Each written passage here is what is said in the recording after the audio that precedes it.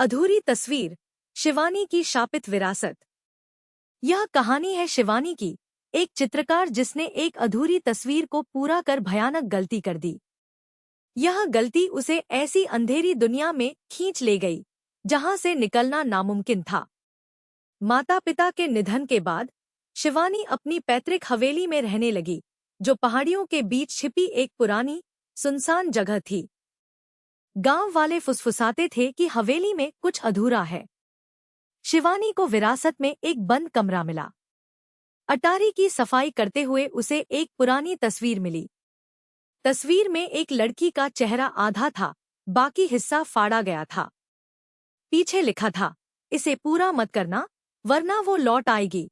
शिवानी ने इस चेतावनी को अंधविश्वास मानकर नजरअंदाज कर दिया।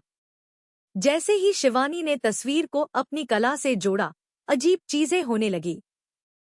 दरवाजे खुद ब खुद खुलने बंद होने लगे। हवाओं में सरसराहट होने लगी। आईनों पर नाखूनों के निशान दिखने लगे। फिर उस अधूरी तस्वीर में रंग अपने आप उभरने लगे। शिवानी डरती थी, पर तस्वीर पूरी करने की अदम्य इच्छा उसे रोक नहीं पा रही थी। हर रात वह उस तस्वीर को पूरा करने में डूबी रहती। एक दिन उसे अटारी में एक सीलबंद संदूक मिला। उसमें से उसकी माँ की पुरानी डायरी निकली। डायरी पढ़ते ही शिवानी का दिल कांप गया। उसमें लिखा था, मेरी जुड़वा बहन स्मिता काला जादू करती थी, बच्चों को गायब करती थी।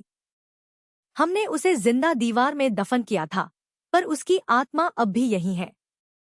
शिवानी को सदमा लगा कि वह अधूरी तस्वीर स्मिता की ही थी।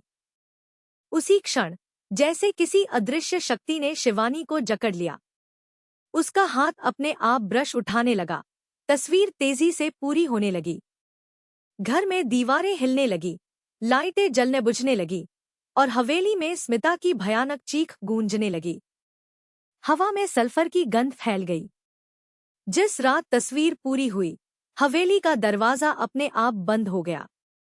कमरे में घनी धुंध छा गई और उससे बाहर निकली एक डरावनी परछाई। उसका चेहरा अधजला था। आंखें बिना पलक की लाल और चमकती हुईं, और उसकी मुस्कान सीधी रूह में उतरती थी। वो भयानक परछाई फुसफुसाई, अब अधूरी मैं नहीं, अधूरी तू है शिवानी।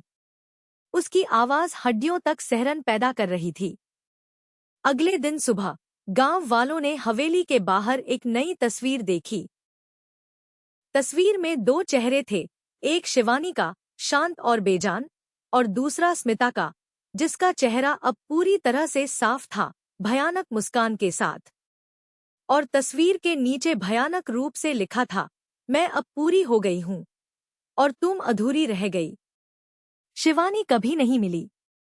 गांव वाले कहते हैं कि उसकी आत्मा आज भी उस हवेली में भटकती है, अधूरी और शापित, स्मिता के साथ।